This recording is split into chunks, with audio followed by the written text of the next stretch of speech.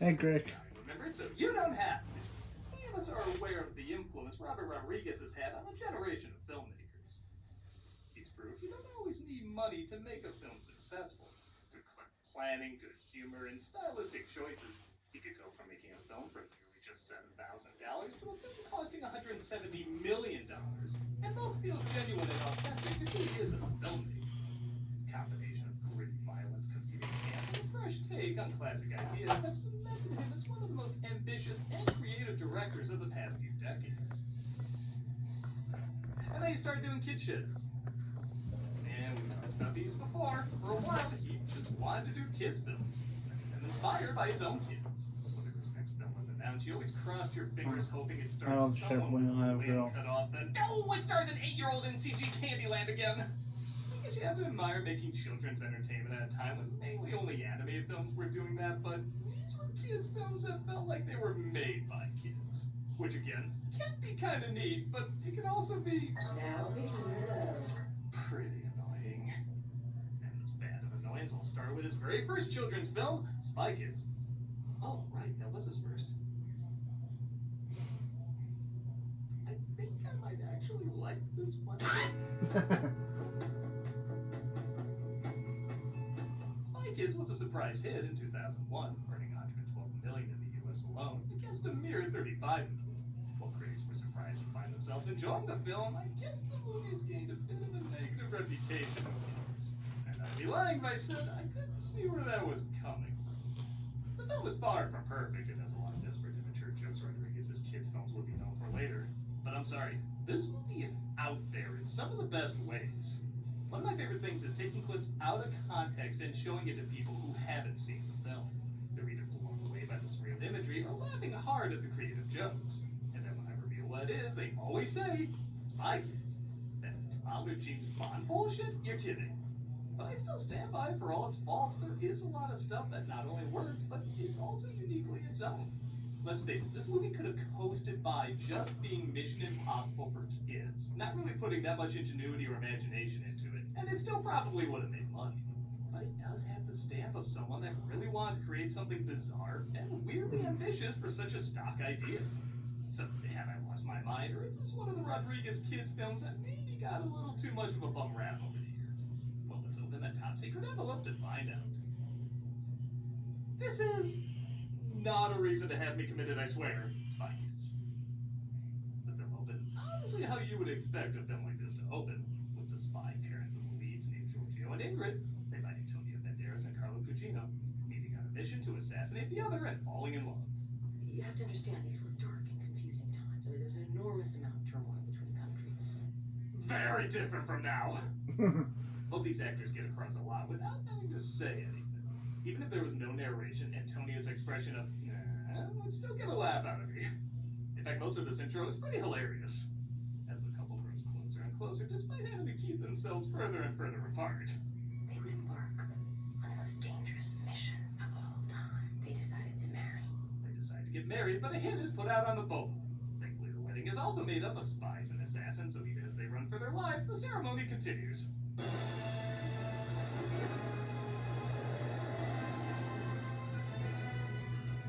This feels like a love story Perry the Platypus would have. It turns out the kids of the spies named Carmen and Juni, played by Alexa Penavega and Daryl Sabara, are the ones being told this bedtime story, as it looks like our parental spies have retired. How many nights, I wonder, you send the children off to bed with nightmares? That life is over now. I'm afraid it will lead to stupid, childish sequels. Remember why I told similar stories in my past marriage? Do this every morning. You gonna hang out with Scary Cat? Yeah, probably the weakest part of Spy Kids is the Spy Kids themselves. It's hard to say they're bad actors, but it's hard to say they're good either. Don't start pointing fingers at me. I didn't do anything stupid. I wish I could go away to your world. A lot of your enjoyment may stem from how much slack you want to cut them as child actors, and honestly, I do cut them a bit, as the whole film has a campy feel to it that, yes, sometimes is distracting.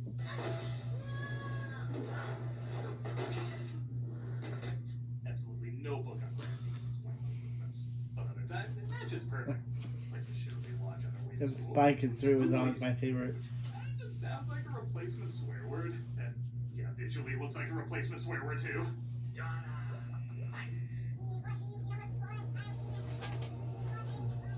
People at the time didn't recognize Cameron Diaz as being John Malkovich. How the hell did he recognize an agent through all that? Gregorio is concerned some of his past spy buddies are going missing, but he'll have to wait as his son is being picked on. And I'm telling you, listen. Nice dolls. Here, let me see the dolls. That's a strange back and forth. Almost like the film was trying to hatch a Linus and then said, oh, that kind of crazy deserves an entire movie. Have a good day, son. Show him who's boss. Speaking of which, for a second, you think this movie did lose its mind when Gregorio launches the bully's parent through a window. But quickly it's revealed to be a fantasy. Can I help you with something, Chief? My dad was gonna beat up your dad. Alright, there's a little Linus there. Meanwhile, in Wicked, you see children's show entertainer Fake and Floop, played by Alan Cumming. It's turning people into monstrous weapons for an evil organization. I had a similar theory about Mr. Rogers. Couple of these, fingerprints.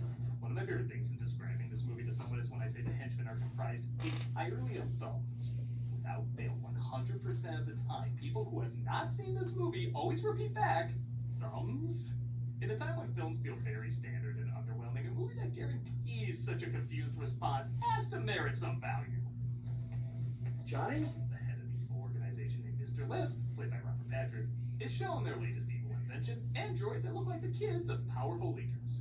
Cunning and intelligence of the world's greatest espionage agents, I call Spy Kids. So this franchise is based on people mindless clones. Yeah, I guess someone kind of writes itself. Dummy Spy Kids. You're not quite finished. Oh, I don't know. I think it's the sound those kids make when watching a Minecraft movie. Decides to go back to the good old spy days to help find the missing agents, and naturally, Ingrid wants to go too.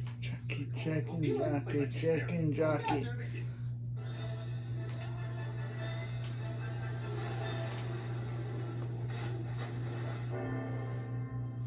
I say chicken, Now you they say use their jockey. spy technique Chicken, and mission, jockey, quickly intercepted chicken, by Floop. jockey. If it's so evil, he doesn't need to take advantage of an obvious brand name. Floop Loops was right there.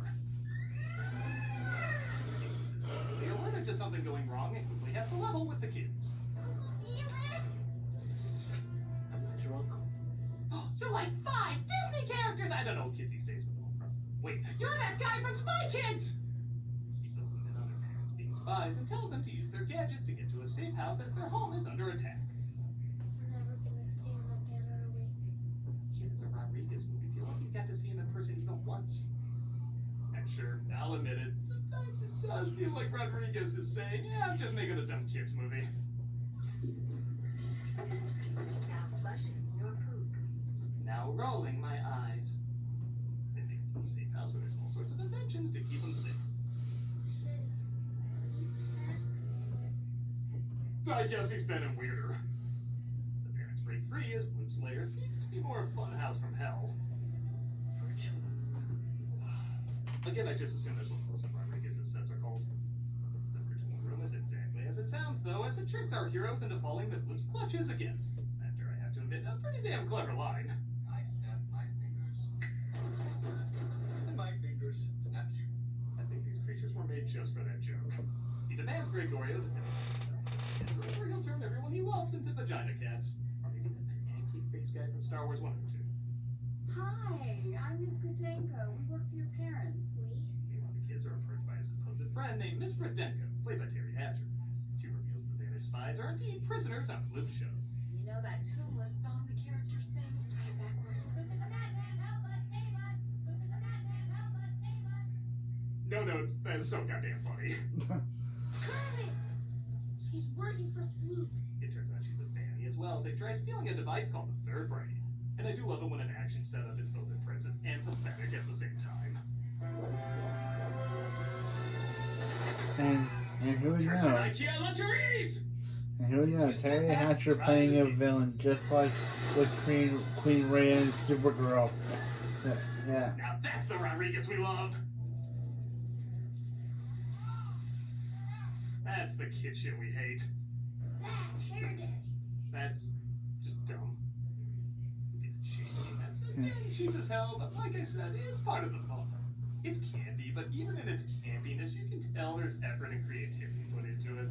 The same way Charlie Brown Christmas is like an awkwardly charming Christmas pageant, the same way this is like a spy chase a bunch of 10-year-olds worked on. Anyways, this is going to be the last connection to a Charlie Brown Christmas. I already feel dirty comparing them. To escape, and I'm clearly too sober for this. I'm going to be back in a few shots. Spring. Fresh air, sunshine, breeze. Okay, nicely buzzed. Continue. Nope, not buzzed enough. So yeah, this is one of the scenes I randomly show people, and they always say, "No way, this is Spy Kids. This is a Pee-wee's Playhouse reboot done by Rob Zombie." They even got Danny Elfman just to compose this mere 45 seconds to make it sound extra odd. Hence why it sounds like his two stop-motion skeletons banging each other.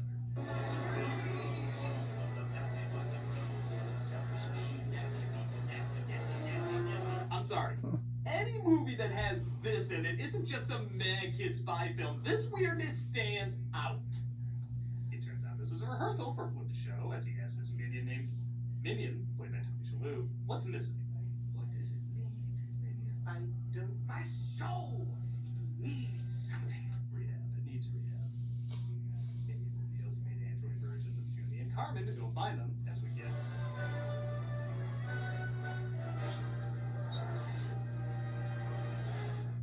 Shad's way too excited to be in a playground. Full-on kids trying to capture the real kids, as we get an invented fight scene on a merry-go-round. Fun fact, this is how dangerous modern parents think an old-school merry-go-round is. They crack up their brain and take off, and as you put together, Machete is indeed the name of a Danny Trejo character. He's the one who made all their spy gadgets and is their actual uncle. You think I want to babysit my brother the rest of my life? Watch out for El Gordo. Take care of El Gordo. Make sure El Gordo knows right from wrong. Get a space sequel off the Tortuga ground, and everybody gets a space sequel. Tortuga for Breaking Bad, Falling out years ago, so and also Enrique from King of the Hill, and also Breacher from The Flash. I love him. We'll bring it back when we're done fighting that alien thing from Mario Land. You, Floop, served your purpose. Meanwhile, looks like Minion is sick of working on Floop's kid show and wants to spend more time taking over the world. To be fair, it was a weird meshing. I can only think of one other business that attempted it. The kids get to Floop's hideout and it's been 2 seconds. How about another bodily function joke? The water's warmer in here. Oh, I just peed. Why do I like this again? Oh yeah, weird shit like that. Anytime the movie gets too dumb, something just so crazy will happen, I gotta shrug and say, okay, I'm glad something that odd lives in my head now. I'll give credit to sometimes you think, is the film really gonna be so stupid to have a scene where the spy kids sneak in with the androids even though they're wearing entirely different clothes? Nope. Other times I'll admit I do ask, is that intentionally dumb or not? I hope this leads to attention. I don't think it does. Juni meets up with Floop in the virtual room as we discover Minion's real name. Alexander Minion. I'm sorry, 47% score, but that is funny. And he turns their dad into a literal kid's drawing. It's dead. Looking similar to how he looks today. No, that joke doesn't work. He still looks amazing. Must be on that new diet. Terry Hatcher, on the other hand, It's good to be back, Alex. actually also looks pretty similar. Floop joins our heroes and gets their dad back to normal, all while luring Minion back to his lab. And so help me, I don't know why this line delivery from Shalhoub makes me laugh. Some sort of truce in exchange for your daughter. Spoken for. Hey, didn't see you. Didn't see you. I'll just chuck that in too. I don't know. He's just good. They put him in the same machine to mess up his appearance, but it turns out he kind of digs it. Oh, don't worry. I think it's reversible. I am a 43-year-old man with no problem saying Spy Kids. It's gonna give me nightmares. It looks like the parents are captured again. Yeah, how kind of spies were these two anyway? As the kids try to see if they can stop the robots. Can you shut them down from here? It's too late. I'm sorry, if we collectively have permission to like this type of dumb humor, I think we should collectively have permission to like this type of dumb humor too. The kids face off against themselves and they have a little battle. Careful. You're stronger and smarter now. Oh, shit. God, that's funnier.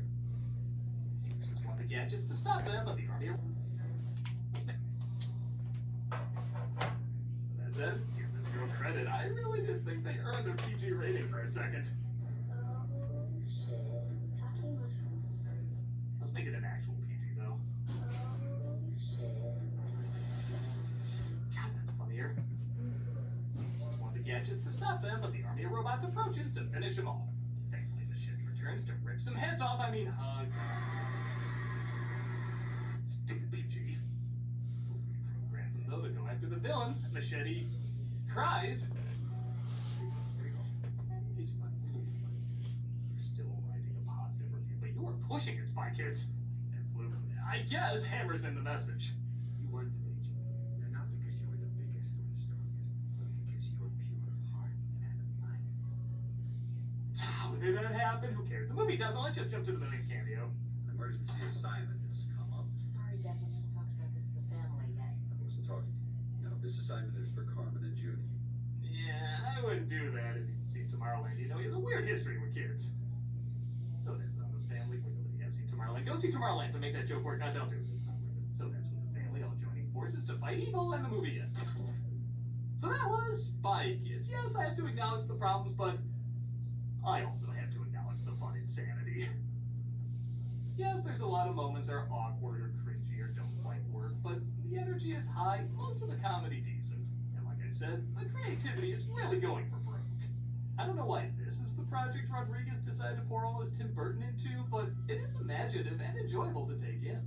I guess I can't be surprised if somebody doesn't get into it, as there is a lot of stilted acting, choppy editing, and juvenile jokes that don't land.